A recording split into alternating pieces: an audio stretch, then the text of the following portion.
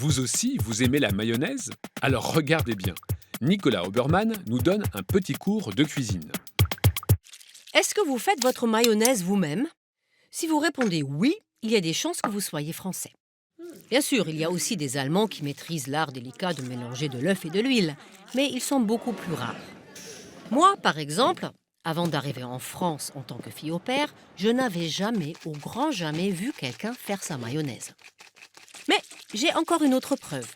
Pas de statistique, quelque chose de bien plus précieux. Deux expressions françaises contenant le mot mayonnaise. Chers amis allemands, arrêtez de chercher. Certes, nous disons mayonnaise comme les Français, voire mayonnaise, mais il n'y a pas d'expression contenant ce mot dans notre langue. Les Français, en revanche, ont l'expression faire monter la mayonnaise. Une personne qui fait monter la mayonnaise s'emploie à échauffer les esprits, à dramatiser une situation, à faire monter le ton. Ainsi, on pourrait lire dans un journal français « Donald Trump fait encore monter la mayonnaise ». La deuxième expression, c'est « la mayonnaise prend ». Elle s'utilise dans une situation qui tourne favorablement lorsque les choses se passent comme prévu. Et quand ça ne fonctionne pas, on dit que la mayonnaise ne prend pas. Dans le journal, ça donnerait « Entre l'équipe et son nouvel entraîneur, la mayonnaise ne prend pas ». Les Français semblent donc savoir que la mayonnaise possède des propriétés chimiques qui font qu'elle prend et qu'elle monte. Ils connaissent donc son processus de fabrication. Un processus moléculaire que je me fais évidemment une joie d'expliquer ici. Vous l'avez compris, les ingrédients de la mayonnaise sont l'œuf et l'huile. Nous ajouterons un peu de moutarde. Dans la moutarde et le jaune d'œuf, il y a de l'eau.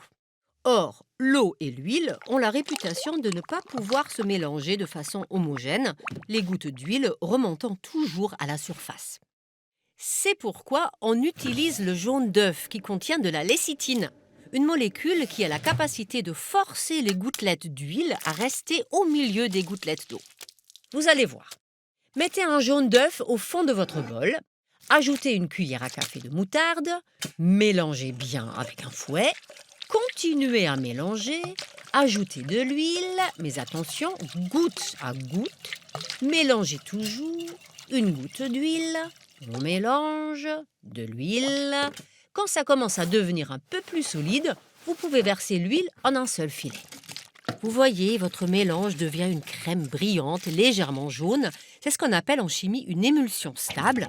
En d'autres mots, votre mayonnaise prend, votre mayonnaise monte. C'est aussi simple que ça.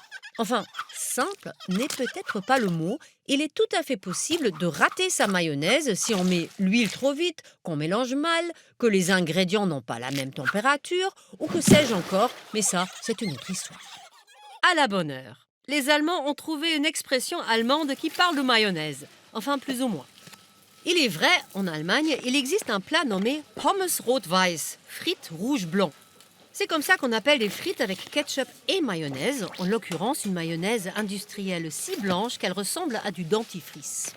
Eh bien, s'il fallait encore une dernière preuve que la bonne mayonnaise faite maison est bien une spécialité française, la voilà.